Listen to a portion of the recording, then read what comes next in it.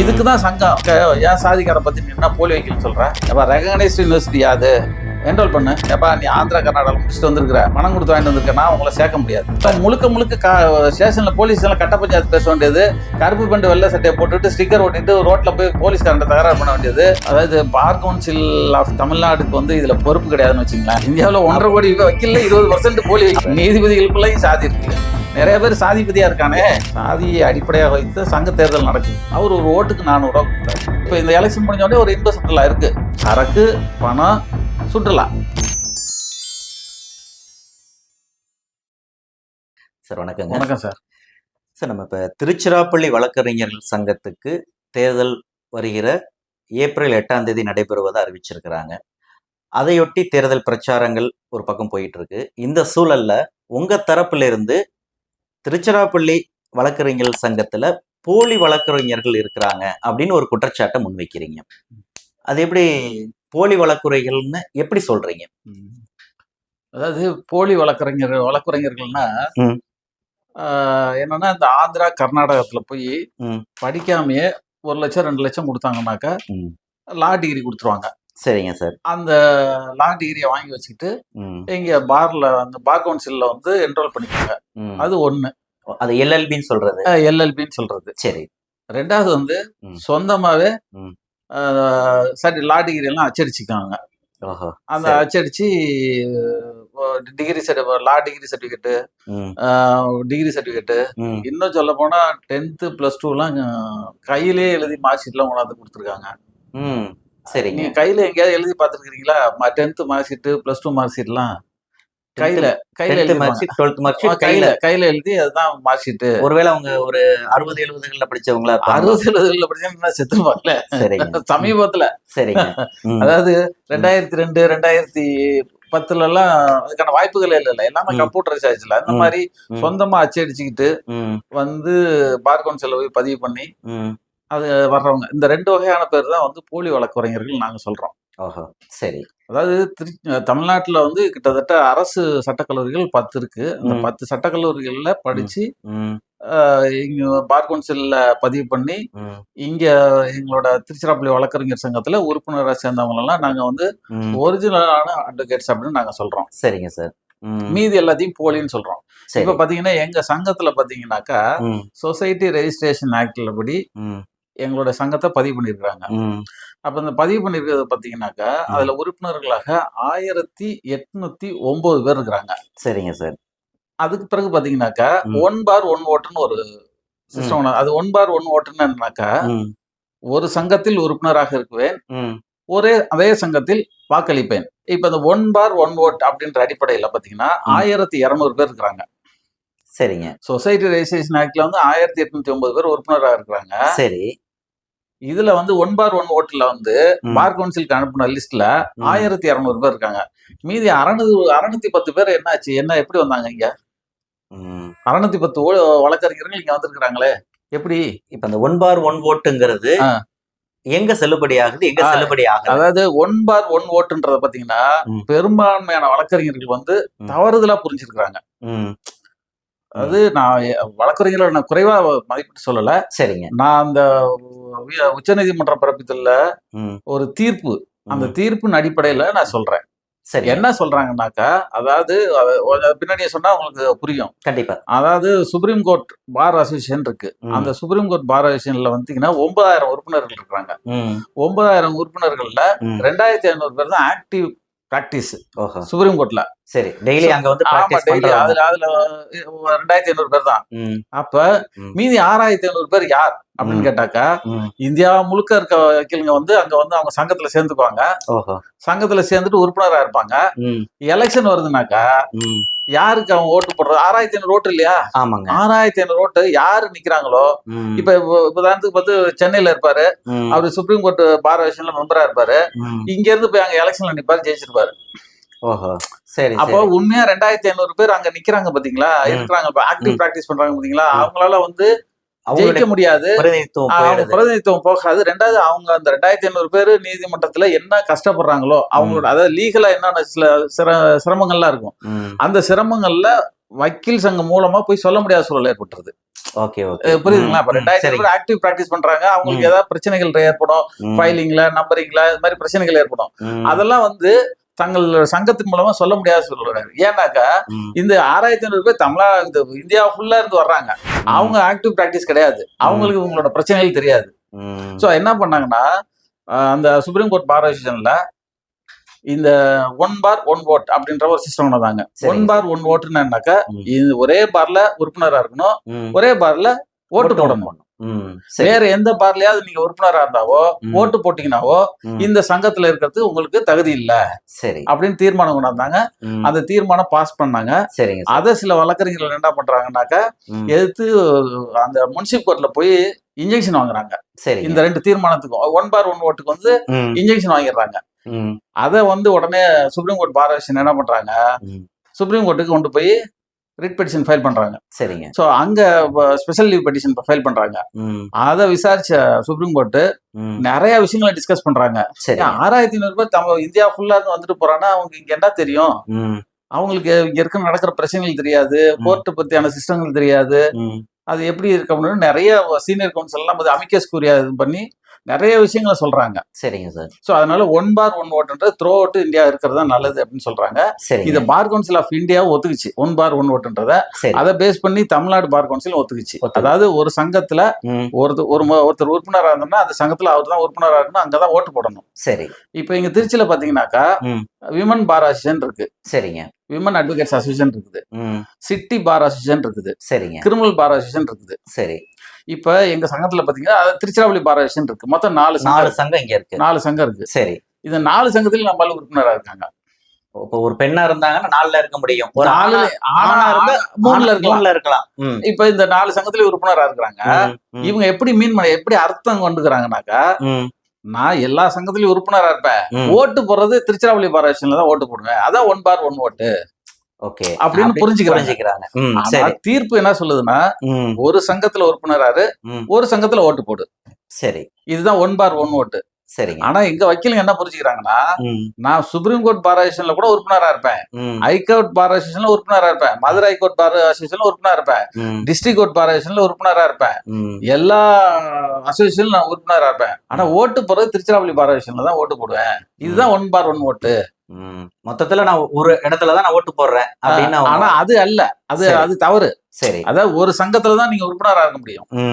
சரிங்க. ஏன்னு கேட்டீங்கன்னாக்கா சுப்ரீம் கோர்ட் பார் அசோசியேஷன் என்ன ஃபீல் பண்ணாங்கன்னா, அங்க பிராக்டிஸ் பண்றவங்களோட பிரச்சனைகள் அவங்களுக்கு தானே தெரியும். சுப்ரீம் கோர்ட்ல பிராக்டிஸ் பண்ற ஆக்டிவ் பிராக்டிஸ்ல இருக்கவங்களுக்கு தானே தெரியும் அவங்களோட பிரச்சனைகள். சரிங்க.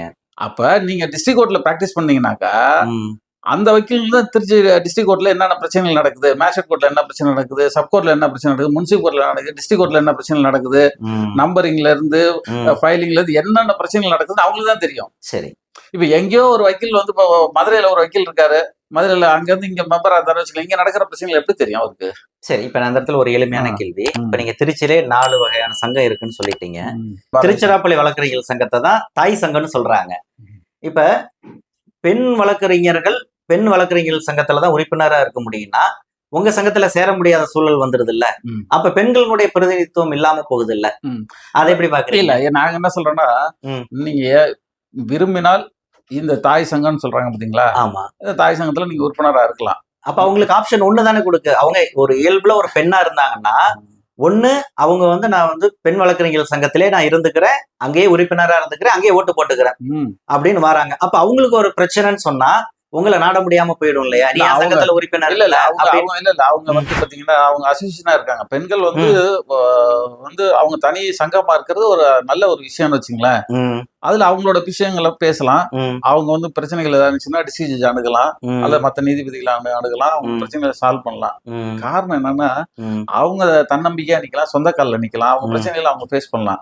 ஒரு ஆண்களை சார்ந்து இல்லாம பெண்களை வந்து தனியா அவங்க சங்கம் அமைச்சு அவங்க இது பண்ணலாம், போராடலாம், அதுக்கு வாதாடலாம், நிறைய விஷயங்கள் அவங்களுக்கு தெரியணும். அதனால பெண்கள் தனி சங்கமா இருக்க தப்பு கிடையாது. அதே சமயத்துல அவங்க விரும்பினாங்கனாக்கா அந்த சங்கத்தை விட்டு நீங்க வந்து இந்த திருச்சி பார் அசோசியேஷன்ல சேரலாம். அது அவங்களுடைய விருப்பம் தான். இல்ல இந்த இடத்துல சார் ஒரு நபர் ஒன்றுக்கு மேற்பட்ட சங்கத்துல பொறுப்புகள்ல இருக்கக்கூடாதுன்னு வேணா நம்ம வந்து ரெஸ்ட்ரிக்ஷன் பண்ணலாம். அதுல வந்து ஒரு செயற்குழு உறுப்பினர், இன்னொரு சங்கத்துல ஒரு செயற்குழு உறுப்பினரா இருந்துட்டு இதுல தலைவர் பதவி, இந்த சங்கத்திலயும் தலைவர் பதவிக்கு போட்டியிடுறாருன்னா அதுல நிபந்தனை விதிக்கிறதுல ஏத்துக்கலாம். உறுப்பினரா இருக்கிறத கூட நீங்க மறுக்க முடியுமா? ஒன் ஓட் அப்படிங்கிறது வந்து நடைமுறை சாத்தியமா? நடைமுறை சாத்தியன்றது வந்து நீங்க சுப்ரீம் கோர்ட்டுக்கு எல்லாருமே கட்டுப்படுத்த நான் உத்தரவு உங்களுக்கு. சரி. நீங்க அதுல வந்து உங்களுக்கு ஒரு கிரீவன்ஸ் இருக்கு, சுப்ரீம் கோர்ட் உத்தரவுல வந்து உங்களுக்கு வந்து பாதகமா இருக்குன்னா நீங்க அதை எடுத்து நீங்க வந்து அப்பீல் பண்ணலாம், அதாவது ரிவ்யூ பெட்டிஷன் போடலாம், அல்லது நீங்க இன்னொரு இது ஸ்பெஷல் பெட்டிஷன் போடலாம். சரி. அதெல்லாம் விட்டுட்டு நம்ம இங்க உட்காந்துட்டு நம்ம இதெல்லாம் பேச முடியாதுல்ல. சுப்ரீம் கோர்ட் உத்தரவு போட்டாக்கா அவ்வளவுதான். இப்ப எங்களுடைய வழக்கறிஞர் சங்கத்துல பாத்தீங்கன்னா 1200 பேர் 1/1 ஓட்டுல ஓட்டு போடுற தயாரா இருக்காங்கன்னா, இந்த 1/1 ஓட்டுல வந்து இந்த 3 சங்கத்திலயும் உறுப்பினரா இருக்கவங்களே இந்த சங்கத்துல உறுப்பினரா இருக்காங்க. இது தப்பு. இது ஒண்ணாச்சா? இது அப்புறமா இது நம்ம லீகலா என்ன விஷயங்கள் இது பேசுவோம். இது ரொம்ப ஆபத்தான ஒரு விஷயம் என்னன்னா, இந்த 1200 பேர்ல கிட்டத்தட்ட 300ல இருந்து 400 பேர் போலி வைக்கலா இருக்கான். சரி. அப்ப இந்த போலி வைக்கல் வந்து இந்த சங்கத்தை வந்து செல்லரிக்கிற மாதிரி அரிச்சுவான். ஏன்னு கேட்டுங்களா, அவன் கோர்ட்டுக்கு வர்றது கிடையாது. கட்ட பஞ்சாயத்து பேசுவான், போலீஸ்ல உட்காந்துக்குவான், கோர்ட்டுக்குள்ள வந்து கேஸ் நடத்த மாட்டான். இப்ப ஒரு நீதிபதி கிட்ட போய் கேஸ் நடத்தும் போது ஒரு இளம் வழக்கறிஞரை இன்சல்ட் பண்றாரு, அது யாரு கேட்கறது? ஃபைலிங் பண்றதுல நம்ம பிரச்சனை இருக்கு, டாக்குமெண்ட் அலாங் வித் டாக்குமெண்ட் பண்றதுல பிரச்சனை இருக்கு, நம்பரிங்ல பிரச்சனை இருக்குது, சம்மன் அனுப்புறதுல பிரச்சனைகள் இருக்கு. இதெல்லாம் யாருன்னா பிராக்டிசிங் அட்வொகேட்ஸுக்கு அந்த பிரச்சனை தெரியும். அதை தான் அவங்க வந்து சட்டத்துல சொல்லுவாங்க, சங்கம் வந்து போய் தீர்த்து வைக்கும். சரிங்க. இதுக்குதான் சங்கம். புரியுது. அடுத்து வந்து வெல்ஃபேர் ஆஃப் த அட்வொகேட்ஸ். அவங்க உடம்பு சரியில்லைன்னா அவங்களுக்கு இன்சூரன்ஸ் இருக்கு, பாலிசி இருக்குது, இறந்து போயிட்டாங்கன்னா அவங்களுக்கு வந்து ஒரு வெல்ஃபேர் ஃபண்ட் கொடுக்குறாங்க, அல்லது வந்து சட்ட பாதுகாப்பு ஏதாவது வழக்கறிஞர்கள் ஏதாவது பிரச்சனைனா அவங்களுக்காக சங்கம் முன்னாடி இருந்து தீர்த்து கொடுக்கும். இதுக்காக தான் சங்கம். அப்ப இந்த சங்கம் யாருக்காகன்னா, இங்க திருச்சி நீதிமன்றங்கள்ல பிராக்டிஸ் பண்ணக்கூடிய, ஆக்டிவ் பிராக்டிஸ் பண்ணக்கூடிய வழக்கறிஞர்களுக்கு தான் சங்கம். ஆனா இந்த 400 பேர் உள்ளார போந்துட்டு என்ன பண்றாங்கன்னா, தங்களை வந்து தலைவர் ஆக்கணும், தங்களை செயலாளர் ஆக்கணும், பொருளாளர் ஆக்கணும் நிக்கிறாங்க. எப்படி நிக்கிறாங்கன்னு கேட்டீங்கன்னாக்கா, நீங்க போலி வழக்கறிஞர்கள் அப்படிலாம் அங்க போய் சொல்ல முடியாது. சரிங்க. நீங்க ஒரு ஆளை கூப்பிட்டு நீங்க இவர் போலி வக்கீல்னாக்கா, ஏன் சாதிக்கார பத்தி நீ என்ன போலி வக்கீல்னு சொல்ற? ஏன் எல்லா சாதியிலும் இல்லையா? அவங்கள போய் கேளு அப்படின்னும் போது என்ன, அங்க சாதி வந்துருது. சரிங்க. அப்ப நீங்க ஒரு சாதியை பத்தி சொன்னீங்கன்னா இன்னொரு சாதிக்காரன் கோவப்படுவான். அப்ப அங்க என்னன்னா சாதி முதல் தான் வரும். சரிங்க. சோ அதனால இந்த போலி வழக்கறிஞர்கள் வந்து சாதிய போர்வையில இங்க ஒளிஞ்சுக்கிட்டு இந்த சங்கத்தை செல்லரிச்சுக்கிட்டு இருக்காங்கன்னு வச்சுங்களேன். சார், இப்ப முக்கியமான கேள்வியே, இந்த போலி வழக்கறிஞர்களை அடையாளம் கண்டு களை எடுக்கும் பொறுப்பு யாருக்கு இருக்கு? யார் செய்யணும்? அது இந்த சங்கத்தினுடைய நோக்கமே என்னன்னாக்கா, வழக்கறிஞர்களோட நன்மை, வெல்ஃபேர் ஆஃப் த அட்வொகேட்ஸ். அப்ப போலி வக்கீல் வந்து, அதாவது ஒண்ணு தெரிஞ்சுங்களேன், இப்ப வந்து ஒரு கம்பவுண்டரா இருக்கிறாரு, ஒரு மாசம் இல்லாட்டி ஒரு 6 மாசம் கழிச்சு, ஒரு வருஷம் கழிச்சு அவர் ஊசி போட்டாரு, மாத்திரை கொடுத்தாருன்னா போலி டாக்டர்னு உள்ள தூக்கி போட்டுறான். கண்டிப்பா. இல்லைங்களா? ஆமா. இப்ப கட்டட வேலை செய்யறாரு, கொத்தனாரா வேலை செய்யறாரு, ஒரு 6 வருஷம் ஒரு 5 வருஷம் கொத்தனாரா வேலை செய்யறாரு, அதுக்கப்புறம் ஒரு 5 வருஷம் மேஸ்திரியா வேலை செய்யறாரு, அதுக்கப்புறம் அவர் என்ஜினியர்னு சொன்னாருனாக்கா என்ஜினியர் அசோசியேஷன்ல சொல்லி உள்ள தூக்கி போட்டுருவான். கண்டிப்பா. ஆனா இங்க வந்து குமாசா வேலை பார்ப்பாரு, 5 வருஷம் 10 வருஷம் குமாசா வேலை பார்ப்பாரு, திடீர்னு கோர்ட்டுக்கு ஒன்று போட்டு வக்கீல்னு சொல்லுவாரு, அதை ஏத்துக்கணும். சரி. ஏன்னா எங்க சாதிக்கார பத்தி நீங்க பேசுறீங்க. இல்ல சார், அவங்க முறைப்படி வந்து பார் கவுன்சில்ல பதிவு பண்ணி தானே உள்ள வராங்க. அந்த இடத்துல தான் என்ன சொல்றாங்க, முறைப்படின்றது பார் கவுன்சில் என்ன சொல்றாங்கன்னா, அட்வொகேட் ஆக்ட்ல என்ன சொல்றாங்கன்னாக்கா, எனி ரெகக்னைஸ்டு யூனிவர்சிட்டியில அவன் டிகிரி முடிச்சிருந்தான்னா என்ரோல் பண்ணணும் அப்படின்னு விதி இருக்கு. சரி. அட்வொகேட் ஆக்ட்ல ரூல் இருக்கு. So bar association, bar council வந்து மறுக்குது, ஏப்பா நீ வந்து ஆந்திரா கர்நாடகால முடிச்சு வந்திருக்க, உன்னை நான் சேர்த்துக்க முடியாது அப்படின்னு பார் கவுன்சில் என்ரோல் பண்ண முடியாது அப்படின்னு சொல்லிட்டாங்கன்னா, இவன் என்ன பண்ணான்னா ஹைகோர்ட்ல போய், நான் ரெகனைஸ்ட் யூனிவர்சிட்டியில படிச்சுட்டு வந்திருக்கிறேன், எனக்கு தமிழ்நாட்டுல சீட் கிடைக்கல, அதனால நான் போய் ஆந்திராவில படிச்சுட்டு வந்தேன், என்னை வந்து போலி வைக்கலன்னு இப்ப சேர்க்க மாட்டேன்றாங்க அப்படின்னு ஹைகோர்ட்ல என்ன பண்ணுவாங்கன்னா, ரெகனைஸ்ட் யூனிவர்சிட்டி யாது, என்ரோல் பண்ணு அப்படின்னு உத்தரவு போட்டுருவாங்க. சரி. சோ என்ன பண்ணுவாங்க, பார் கவுன்சில் என்ரோல் பண்ணிடுவாங்க. சரி. இப்ப ஆந்திரா கர்நாடகால வந்து இந்த மாதிரி நிலை, என்ரோல் பண்ணி தான் அவனு பார் கவுன்சில பொறுத்தலும். சரி. ஆனா இந்த மாதிரி வக்கீலுங்க பார் அசோசியேஷன்ல சேர வராங்க பாத்தீங்களா, அவங்கள வந்து இந்த அசோசியேஷன் வந்து என்ன பண்ணணும், எப்பா நீ ஆந்திரா கர்நாடகால முடிச்சுட்டு வந்திருக்கிற, பணம் கொடுத்து வாங்கிட்டு வந்திருக்கேன்னா அவங்கள சேர்க்க முடியாது. மதுரை வழக்கறிஞர் சங்கத்துல தமிழ்நாடு சட்டக்கல்லூரிகள்ல படிச்சவங்க மட்டும் தான் உறுப்பினரா இருக்கலாம். மதுரையில, திண்டுக்கல்ல ஏன் இங்க இருக்க கூடாது? இல்ல சார், இந்த நடைமுறையே வந்து பொருத்தமானதா கொஞ்சம்? பொருத்தமானதான் சார். நாங்க என்ன சொல்றோம்னா, ம். அதாவது இப்போ தனியார் கல்லூரிகள் ஆரம்பிச்சிட்டாங்க. ஒரு 5, 6 கல்லூரி இருக்கு. இப்ப அரசு கல்லூரி ஒரு 10, 15 இருக்கு. மொத்தம் 20 கல்லூரி இருக்குன்னு வச்சுக்கங்களேன். இந்த ம். 20 கல்லூரியில படிக்கக்கூடிய ம். சட்ட மாணவர்கள் ம். தேர்வு எழுதி 10 பாடம் எழுதுனா 5 பாடத்துல ஃபெயில் ஆவான். ம். அடுத்த 5 அரியர் எழுதுவான். ம். ஃபீஸ் கட்டணும். டெய்லி காலேஜுக்கு போகணும். சரி. அட்டெண்டன்ஸ் இப்பெல்லாம் அட்டெண்டன்ஸ் எல்லாம் ரொம்ப ஸ்ட்ரிக்ட்டா இருக்காங்க. அட்டெண்டன்ஸ் பார்ப்பாங்க. சரிங்க சார். அரியர் விழுந்தா பாஸ் பண்ணணும். டெய்லி காலேஜுக்கு போகணும். ம். செலவு பண்ணணும். நிறைய செலவுகள்லாம் இருக்கு. இவ்வளவு கஷ்டப்பட்டு இவன் 5 வருஷமோ 3 வருஷமோ ம். இங்க போய் அவனோட நேரத்தையும் காலத்தையும் செலவு பண்ணி பணத்தை செலவு பண்ணி படிச்சுட்டு ஒரு டிகிரி வாங்கி பதிவு பண்ணிட்டு வரான். ம். ஆனா இவன் என்ன பண்றானா, ம். இங்கேயே சுத்திக்கிட்டு இருப்பான். கட்ட பஞ்சாயத்து பேசுவான். அங்கங்க போயிட்டு வந்துகிட்டு இருப்பான். மற்ற தொழிலெல்லாம் பண்ணிக்கிட்டு இருப்பான். ம். இவன் என்ன பண்ணுவான், ஆந்திராவில் போய் ஒரு 2 லட்சம் 3 லட்சம் கொடுத்தாக்க ஒரு டிகிரி கொடுத்துருவாங்க. ம். அதை வாங்கிட்டு வந்து இங்க என்ரோல் பண்ணிடுவாங்க. சரி. அப்ப இது நீங்க பாருங்களேன், இவன் கஷ்டப்பட்டு படிக்கிறவனும் ஒண்ணு, ம். காசு கொடுத்து வாங்கணும்னு ஒண்ணுன்னா யார் ஏத்துக்க முடியும்? இல்ல சார், இப்ப இந்த இடத்துல திரும்ப கேள்வியே, ம். திருச்சிராப்பள்ளி வழக்கறிஞர் சங்கம் அப்படிங்கிறது தமிழ்நாடு பார் கவுன்சிலுக்கு கீழான ஒரு அமைப்பு தானே? ஆமா ஆமா ஆமா ஆமா. அப்ப உச்ச அதிகாரம் கொண்டதுங்கிறது அவங்கதான் உங்களை அங்கீகரிக்கக்கூடிய ஆஹா, ஒரு இல்ல அது இல்ல என்ன தவறான என்னன்னா, ம். பார் கவுன்சில்ன்றது என்னன்னா சார், ம். ஒருத்தர் மெடிக்கல் கவுன்சில் மாதிரி பார் கவுன்சில் தானே சார் உங்களுக்கான அங்கீகாரத்தை கொடுக்குது? நான் முடிச்சிட்டாக்கா ம். அவங்களை என்ரோல் பண்ண வேண்டியதுதான் அவங்களோட இது. சரிங்களா? அவங்களே வழக்கறிஞரா இல்ல இல்ல இல்ல இல்ல நீங்க ஏன் போலிங்கிறீங்க? நாங்க என்ன சொல்றோம்னா, ம். நாங்க இங்கதான் வந்து வெல்ஃபேர் ஆஃப் த அட்வொகேட்ஸ் இதுக்கு பாக்குறோம். ம். அப்ப இவன் போலியா முடிச்சுட்டு வர்றான். ம். இவன் ஒரிஜினலா படிச்சுட்டு வர்றான். ம். நம்ம யார் கஷ்டப்பட்டு முடிச்சுட்டு வழக்கறிஞரா பதிவு பண்றவங்க மட்டும் தானே நம்ம வந்து அவனோட நலன் மேல தானே நமக்கு அக்கறையா இருக்கணும். சரிங்க. இவன் காசு கொடுத்து வாங்கிட்டு வரான் பார்த்து என்ன இருக்குது? ரெண்டாவது இவன் ஆக்டிவ் பிராக்டிஸே கிடையாது. ம். நீங்க கோர்ட்ல வந்து வழக்கு நடத்துறதோ ம். அல்லது கேஸ் ஃபைல் பண்றதோ எதுவுமே கிடையாது. இல்ல இவன் முழுக்க முழுக்க ஸ்டேஷன்ல போலீஸ் எல்லாம் கட்ட பஞ்சாயத்து பேச வேண்டியது, கருப்பு பேண்ட் வெள்ளை சட்டையை போட்டுட்டு ஸ்டிக்கர் ஒட்டிட்டு ரோட்ல போய் போலீஸ்காரன் தகராறு பண்ண வேண்டியது, ம். இதுதான் பண்றாங்களே ஒழிஞ்சு ம். யாரும் வந்து இங்க வந்து ஆக்டிவ் பிராக்டிஸே கிடையாது. இல்ல, இந்த குற்றச்சாட்டை ஆந்திரா போய் எல்எல்பி படிச்சுட்டு வந்தவங்க தான் பண்றாங்கன்னு சொல்ல முடியுமா? நிறைய கேசஸ் இருக்கு. இல்ல, நிறைய தமிழ்நாட்டுல இருக்கக்கூடிய அரசு சட்டக்கல்லூரியில படித்தவர்கள் கூட இதே தவற செய்யலாம்ல? அதாவது இதுல வந்து தவறுகள் வந்து இந்த மாதிரி செய்யறாங்கன்னா ஒரு சிலர் செய்யலாம். ம். ஆனா பெரும்பான்மையா செய்யறது இந்த ஆந்திரா கர்நாடகால முடிச்சுட்டு வரோம்னா ம். பாத்தீங்கன்னா கருப்பு பேண்ட் வெள்ளை சட்டை போட்டு எங்க போனாலும் நான் வக்கீல்னு சொல்லுவான். சரி. நீங்க நல்லா பிராக்டிஸ் பண்றவன் டெய்லி கோர்ட்டுக்கு வரவன் பாத்தீங்கன்னாக்கா போலீஸ்காரங்க தெரியும் ம். இவரு டெய்லி கோர்ட்டுக்கு வர ஒரு வக்கீல் அப்படின்னு பார்த்தாவே தெரிஞ்சிடும். சரி. இவன் வந்து எடுத்தோடனே நான் வக்கீலுமா. ம். காரணம் என்னன்னா தன்னை வக்கீல் தான் பிரகடனப்படுத்திக்கணும், தன்னை வெளிப்படுத்தினா மட்டும் தான் ரெகனைஸ் பண்ணுவாங்கன்றதுக்காக. இல்ல, இப்ப நீங்க சொல்றதுல இருந்து ஒரு விஷயம் வந்து தெளிவா புரிஞ்சு கொள்ள முடியுது சார். அதாவது வழக்கறிஞர்களுடைய நலனுக்கானதுதான் இந்த சங்கம். ஆமா. அப்ப அந்த வகையில கோர்ட்ல ரெகுலர் பிராக்டிஸ் இருக்கிறவங்க தான் இந்த சங்க நடவடிக்கைகள்ல ஈடுபடணுங்கிறத நீங்க வந்து விரும்புறீங்க. ஆமா. நானும் வக்கீல் தான் சொல்லிட்டு பதிவு பண்ணிட்டு கட்ட பஞ்சாயத்து பண்றது, கெத்து காட்டுற நபர்களுக்கு இங்க வேலை இல்ல, வராதீங்க நீங்க சொல்றீங்க. ஆமா.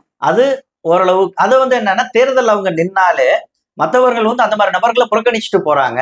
ரைட். இந்த இடத்துல என்னன்னா, நீங்க ஒரிஜினலான அட்வொகேட்ஸ் இந்த தமிழ்நாட்டு சட்டக்கல்லூரியில படிச்சவங்க, ஆந்திராவில படிச்சவங்கன்ற மாதிரி பிரிவினை இங்க கிடையாது. என் ஜாதி உன் ஜாதி. சரி. இவ்வளவுதான். இப்ப பாத்தீங்கன்னா இங்க ஒரு 4-5 ஜாதி மெஜாரிட்டியா இருக்குங்க திருச்சி சங்கத்துல. அந்த ஜாதியில நிக்கிறவங்க தான் தலைவர் செயலாளர் ஆக முடியும். இப்ப என் சாதியில நிக்கிறவங்க இல்ல உங்க சாதியில நிக்கிறவங்க தோத்து போயிட்டாங்கன்னா அடுத்த 2 பேரும் கூட்டணி போட்டு அடுத்தது எலெக்ஷன்ல கைப்பற்றுறது. இங்க சாதி சங்கமா தான் இருக்கும் போலிஞ்சு வழக்கறிஞர் சாதின்ற சங்கமா இல்ல. சரி. சாதி சங்கமா தான் இருக்கும். அதாவது இது எல்லாத்துக்குமே தெரிஞ்சதுதான். ஒருவேளை நான் வந்து இதை சொல்றதுனால எல்லாத்துக்கும் என்ன அப்படி வக்கீல் நீங்களே இப்படி சாதி சங்கம்னு சொல்லலாமா அப்படின்னு கோவப்படலாம். ஆனா உண்மை அதுதானே. நீங்க அங்க இப்ப இங்க நடக்கக்கூடிய எலெக்ஷனை பாருங்களேன், எல்லாம் சாதிய ரீதியா தான் பிரிஞ்சுதான் ஓட்டு கேட்கறது, தேர்தல் வேலைகள் பாக்குறது எல்லாமே முழுக்க முழுக்க பாத்தீங்கன்னாக்கா சாதி அடிப்படையில தான் பண்றாங்க. ஒண்ணு. அடுத்து வந்து பணம். சரி. போன எலெக்ஷன்ல பாத்தீங்கன்னா ஒரு சாதாரண செயற்குழு உறுப்பினரா ஒருத்தர் நின்னாரு. அவர் ஒரு ஓட்டுக்கு 400 ரூபாய் கொடுத்தாரு. அவர் பாத்தீங்கன்னா கிட்டத்தட்ட 400 ஓட்டு வாங்கி ஜெயிச்சாரு. ஒரு ஈசி மெம்பருக்கு 400 ரூபாய் ஒரு ஓட்டுக்கு கொடுத்து 400 ஓட்டு வாங்கி ஜெயிச்சாரு. அப்படின்னா பாருங்க. சரிங்க. அடுத்து பாத்தீங்கன்னா இந்த எலெக்ஷன்ல இப்ப இந்த வருஷம் நடந்தக்கூடிய எலெக்ஷன்ல பாத்தீங்கன்னாக்கா நிறைய மது விருந்து நடக்குது. வழக்கறிஞர்களுக்கு அழைச்சிட்டு போய் நிறைய மது விருந்து நடக்குது. இந்த மது வாங்கி கொடுக்கறதுனால ஓட்டு போடுறது தயாரா இருக்காங்க. சரிங்க. அடுத்து பாத்தீங்கன்னா இன்ப சுற்றுலா. இப்ப இந்த எலெக்ஷன் முடிஞ்ச உடனே ஒரு இன்ப சுற்றுலா இருக்கு. சரிங்க. ஒரு 50 பேர் 100 பேரை வந்து பிக்ஸ் பண்ணி வச்சுட்டாங்க. சரி. இப்ப இந்த குற்றச்சாட்டுகள் எல்லாமே உங்க சங்கத்துல இருக்கக்கூடிய ஏறத்தாழ இந்த 1800 உறுப்பினர்களையும் குற்றம் சொல்ற மாதிரி தானே இருக்கு. இல்ல அவர்கள் வந்து பணத்துக்கும் இது போன்ற வந்து ஆசைகளுக்கும் மயங்கக்கூடியவர்கள். இல்ல சாதாரண மக்கள் இன்னைக்கு வந்து எலெக்ஷன்ல வந்து பொது அரசியல்ல நம்ம சொல்ற மாதிரி 100 ரூபாய்க்கும் 1000 ரூபாய்க்கும் வந்து ஓட்டு போட்டு 5 வருஷத்துக்கு நீ வந்து உன்னோட ஓட்டை விற்கிறேன்னு சொல்ற மாதிரி தான் இந்த குற்றச்சாட்டு இங்கேயும் சாமானியனுக்கு வைக்கிற குற்றச்சாட்டு இப்ப வழக்கறிஞர்கள் எதிராக நீங்க வைக்கிறீங்க. இல்ல இது என்னன்னாங்க 1800 வக்கீல் இருக்காங்கன்னா இப்ப 1200 வக்கீல் தான் 1/1 ஓட்டுல இருக்காங்க. இப்ப இந்த 1200 வக்கீலுமே டெய்லி போய் தண்ணி போட்டு போறாங்க அப்படின்னு நான் குற்றச்சாட்டு வைக்கல. சரி, அதாவது இதுல ஒரு குறிப்பிட்ட செக்டர் யாராருக்கெல்லாம் விருப்பம் இருக்கோ அவங்களெல்லாம் இப்ப நான் வந்து என்ன பண்றேன்னா, நான் இன்னைக்கு ஒரு பார்ட்டிக்கு போறேன், இன்னைக்கு நான் இரவு மது விருந்துக்கு போறேன், போயிட்டு நான் சாப்பிட்டோன்னே அடுத்த நாள் கோர்ட்டுக்கு வந்து சொல்லுவேன், ஏய் இது மாதிரி தலைவருக்கு நிக்கிறவர் ஒரு கொடுத்தாரு, இன்னைக்கும் இருக்கு, நீ வர்றியா அப்படின்னா என் ஃப்ரெண்டு வருவான், என் ஃப்ரெண்டோட ஃப்ரெண்டு வருவான், அடுத்த நாள் பாத்தீங்கன்னா ஒரு 5 பேர் போவோம். சரிங்க. இப்ப 5 25 அடுத்து இப்படியே பாத்தீங்கன்னா ஒரு செட்டு சேர்ந்துருச்சு. இப்ப எலெக்ஷன்ல நிக்கிற ஒருத்தர் என்ன பண்றாருன்னா, ஒரு 450 பேத்துக்கு எல்லாம் சரக்கு போக்குவரத்து காசு கீசு எல்லாம் கொடுத்து ரெடியா வச்சிருக்காரு. இப்ப 8ஆம் தேதி எலெக்ஷன்ல 450 அவர் சாயங்காலம் ஜெயிச்சிருவாரு. ஓஹோ, அந்த அளவுக்கு கையில வச்சிருக்காரு. சரி, அப்படின்னா பாருங்க, சரக்கு பணம் சுற்றுலா. ஓகே, இப்ப 1/1 ஓட் அப்படின்னு ஒரு சிஸ்டத்தை வந்து ஆல் ஓவர் இந்தியா கொண்டு வரணும்னு வந்து சுப்ரீம் கோர்ட் சொல்லி இருக்குது இல்லையா? அப்ப அதே போல ஒரு பொதுநல நோக்கில் இருந்து, ஏன்னா இந்த பிரச்சனை திருச்சி பார்ல மட்டும் கிடையாது, தமிழ்நாடு முழுவதும் இருக்குது, இந்தியா முழுமைக்குமே நீங்க சொல்ற இந்த பிரச்சனைகள்ங்கிறது வந்து இருக்கு. அதாவது போலி வழக்குரைஞர்கள்ங்கிறது ஒரு விவகாரம்.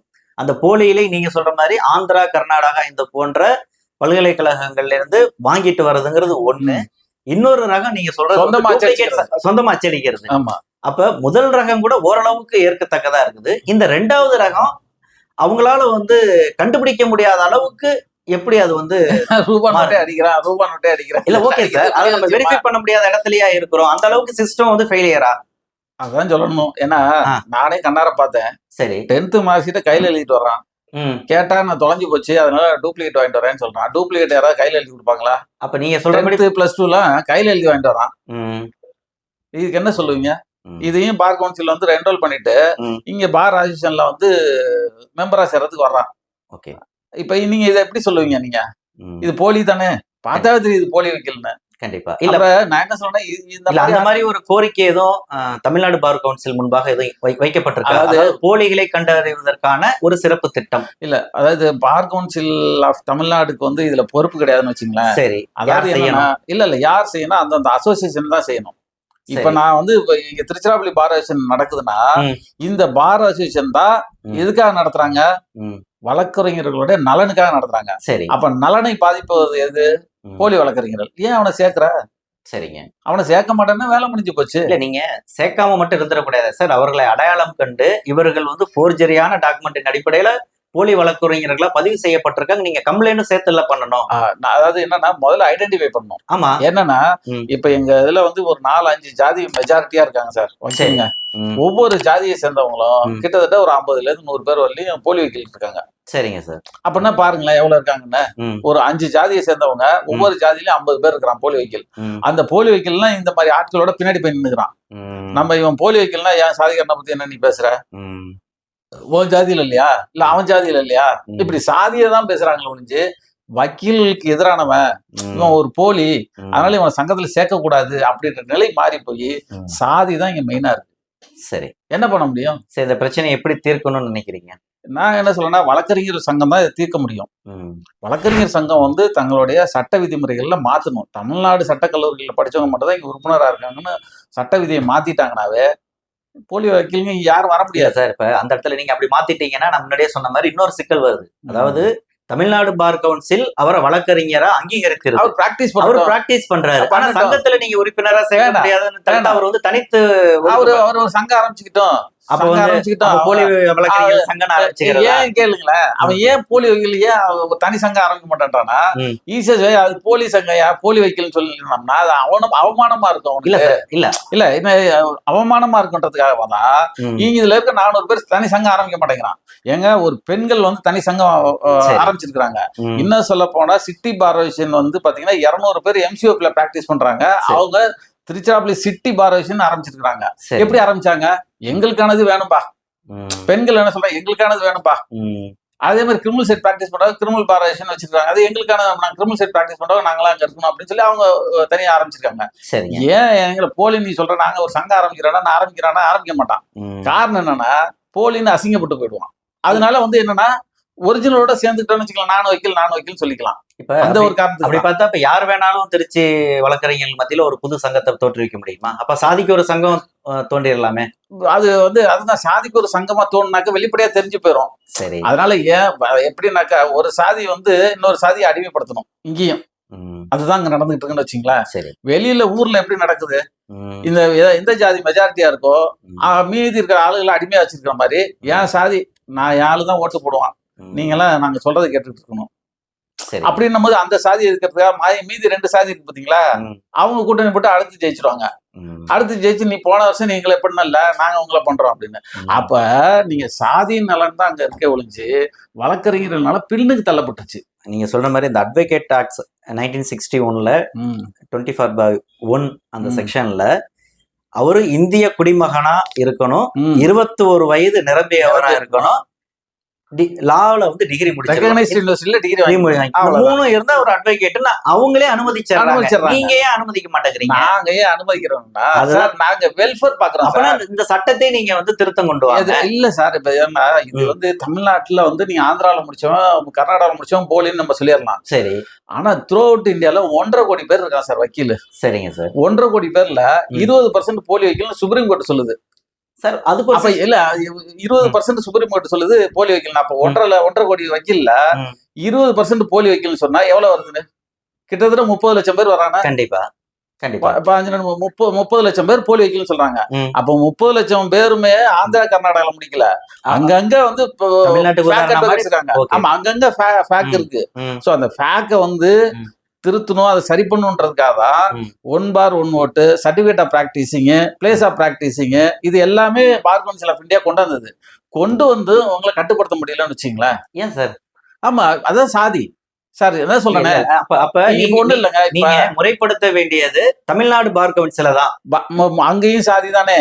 இல்ல அங்க சார் எல்லாமே த்ரூ அவுட் பார் கவுன்சிலா இருக்கட்டும், பார் அசோசியேஷன் எல்லாமே சாதியின் அடிப்படையில தான் சார் நடக்குது. இது நான் சொல்லல, சுப்ரீம் கோர்ட் ஜட்ஜ்மெண்ட், ஹைகோர்ட் ஜட்ஜ்மெண்ட்ல எல்லாமே இந்த பார் கவுன்சில் எலெக்ஷனும் பார் அசோசியேஷன் எலெக்ஷனும் எல்லாமே சாதிய மையமாக பணத்தை மையமா வச்சுதான் நடக்குது. இல்ல உங்களுக்கு வாய்ப்பு கிடைக்கல அப்படிங்கறதுனால நீங்க சாதிங்கிற பேர்ல இப்படி குற்றச்சாட்டு வைக்கிறீங்களா? நீங்க இல்ல எனக்கு வாய்ப்பு, நான் எலெக்ஷன்ல நிக்கிறேன்னு எனக்கு விருப்பமே இல்லைன்னு வச்சுங்களேன். ஆனா நடக்கிற தவறுகளை நம்ம கேட்காம இருக்க முடியாது. ஒரு வழக்கறிஞர் கேட்க முடியாது. கேக்குறேன். இப்ப நீங்க வந்து தாழ்த்தப்பட்டவர்களுடைய நலனை நீங்க அதனுடைய பிரதிநிதியா அதை நீங்க பிரதிநிதித்துவப்படுத்துறதுனாலயே நீங்க வந்து ஆதிக்க சாதியினரை எதிர்க்கணுங்கிற ஒரு மனப்பான்மையில இருந்து இப்படி ஒரு குற்றச்சாட்டு இல்ல. என்னன்னா நான் வந்து எனக்கு நான் வழக்கறிஞர், இப்ப எனக்கு நான் கோர்ட்டுக்கு போனதுக்கு அப்புறம் தான் நான் ஒரு தலித் அப்படின்ற மாதிரி சொல்றது தெரிஞ்சுக்கிட்டேன்னு வச்சுங்களேன். ஆனா அதாவது என்னன்னா நான் ஆதரிக்கக்கூடியவங்க எல்லாம் பாத்தீங்கன்னா நல்ல வழக்கறிஞர்கள் நான் ஆதரிச்சிருக்கிறேன். சாதிக்கு அப்பாற்பட்டு எல்லா வகையிலும் நான் தலித்துன்றதுனால இவரு வந்து தலித்து வழக்கறிஞர்களுக்காக தான் பண்ணுவாரு அப்படின்னு நினைக்கலாம். பட் ஆனா நான் இப்ப கடந்த தேர்தல்கள்ல நான் ஆதரிச்சவங்க எல்லாம் பாத்தீங்கன்னா தலித் அல்லாதவர்களை தான் ஆதரிச்சிருக்கிறேன். ஏன் வக்கீல் சங்கத்துக்கு நல்லது செய்வாங்க அப்படின்னு செஞ்சிருக்கிறாங்க.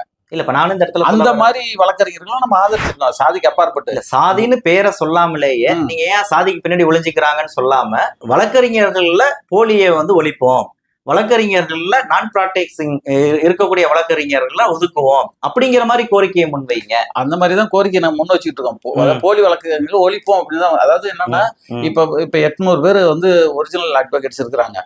இப்ப அவங்கல என்னன்னா ஒரு 200 பேர் பாத்தீங்கன்னாக்கா ஒரு நல்ல லெவல்ல இருக்க அட்வொகேட்ஸ்.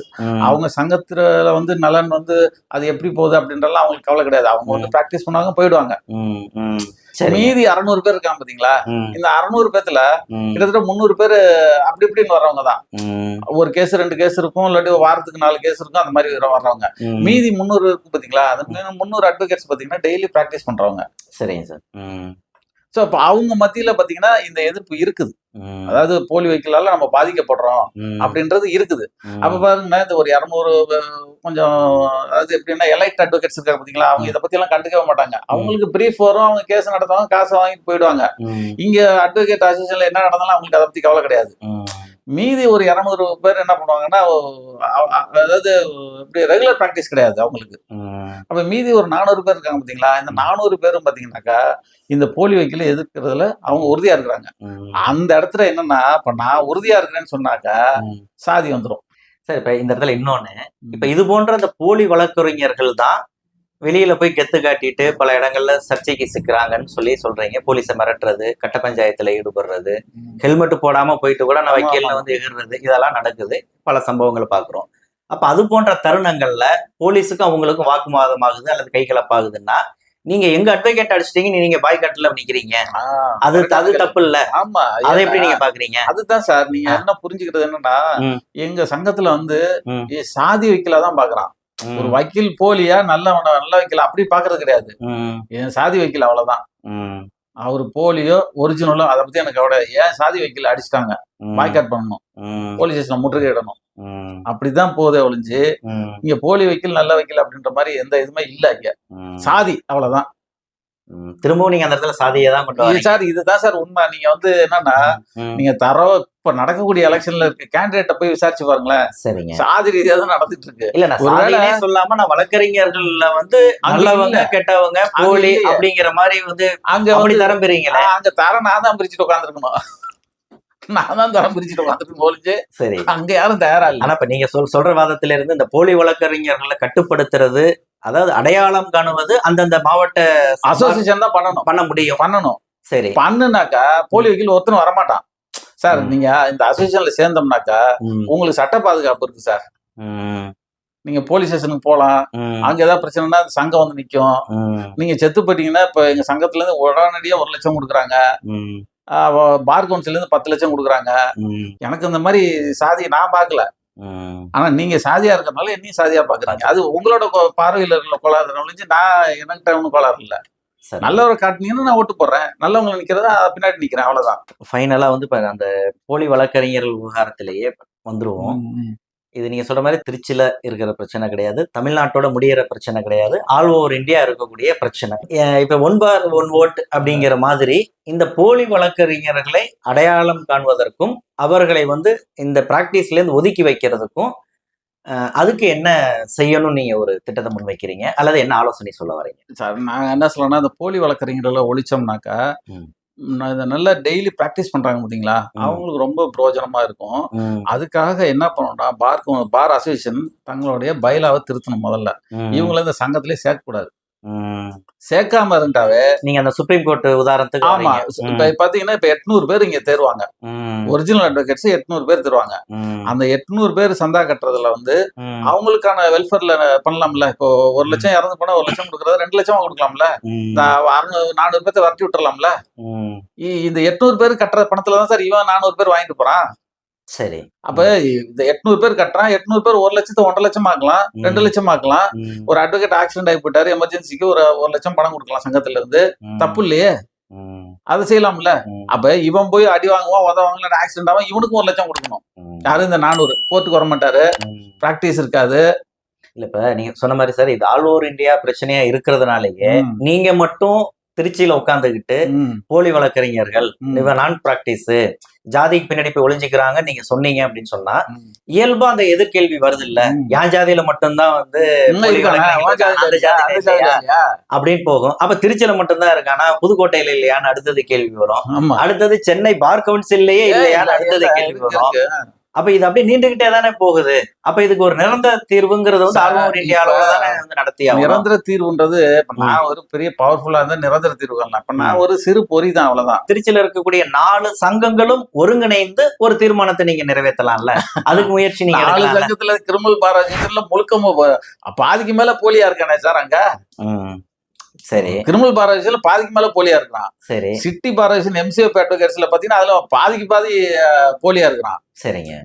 இங்க விமன் பார் அசோசியேஷன்ல அதுலயும் பாத்தீங்கன்னா பெண்கள் வந்துடுறாங்கன்னு சொல்றாங்க, ஒரு சிலர் இருக்கிறதா சொல்றாங்க. அது இன்னும் உறுதிப்படுத்தலன்னு வச்சுங்களேன். சரி, எங்க சங்கத்துல 1200 பேர்த்துல 400 பேர் இருக்கிறாங்க. சார், நீங்க தமிழ்நாடு பார் கவுன்சில்லயே சாதி இருக்குது, போலி இருக்குது, நீங்க முடிஞ்சு போச்சு விஷயம். அப்புறம் அதுக்கு மேல என்ன? அவ்வளவுதான், அவ்வளவுதான்.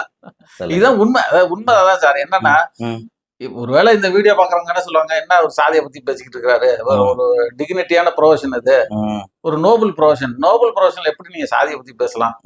நான் பேசல. ஆனா வந்து பாருங்க, பார்த்துட்டு நீங்க பேசக்கூடாது, அல்லது நீங்களே பேசிடுவீங்க. சாதி தான், சாதியை அடிப்படையாக வைத்து சங்க தேர்தல் நடக்குது. என்ன பண்ணுவீங்க? அவங்க எழுப்புற கேள்வியில ஒரு நியாயம் இருக்குன்னு தான் நானுமே சொல்ல வரேன். எல்லா கேள்வியிலும் நியாயம் இருக்கு சார். ஆனா நடைமுறை என்பது வேற இருக்கு. ஆமா, அந்த நடைமுறை மாத்துறதுக்கு தான் நடைமுறை மாத்துறது ரொம்ப ரொம்ப கஷ்டம்னு வச்சுங்களேன். சரி சார், இன்னும் சொல்ல போனா ஒரு படி மேல சொல்றேன், அது நீங்க நம்புறீங்களா நம்பலன்னு அது வேற விஷயம். சொல்லுங்க சார். நீதிபதிகளுக்குள்ளயும் சாதி இருக்குது. நிறைய பேர் சாதிபதியா இருக்கானே. அதனால இங்க சாதியை தவிர்த்து இவ்வளவு ஒண்ணும் கிடையாது சார். சாதி சங்கம் தான் இது. வெளியளவு நம்ம வந்து வழக்கறிஞர் சங்கம் நாங்க டீசெண்டா சொல்லிக்கலாம். ஆனா உண்மையில உள்ள நடக்கிற சாதி தான். ஒரு சிறு பொறி தானே சார் பெருங்க தீயா மாறும். அதனால நான் ஒரு சிறு பொறி அவ்வளவுதான் ஒழிஞ்சு, நான் இது நாளைக்கு தீயா மாறும். ஓகே, காட்டு தீயா பரவும். சரி, வாய்ப்புகள் இருக்கு. மகிழ்ச்சி சார். நன்றி.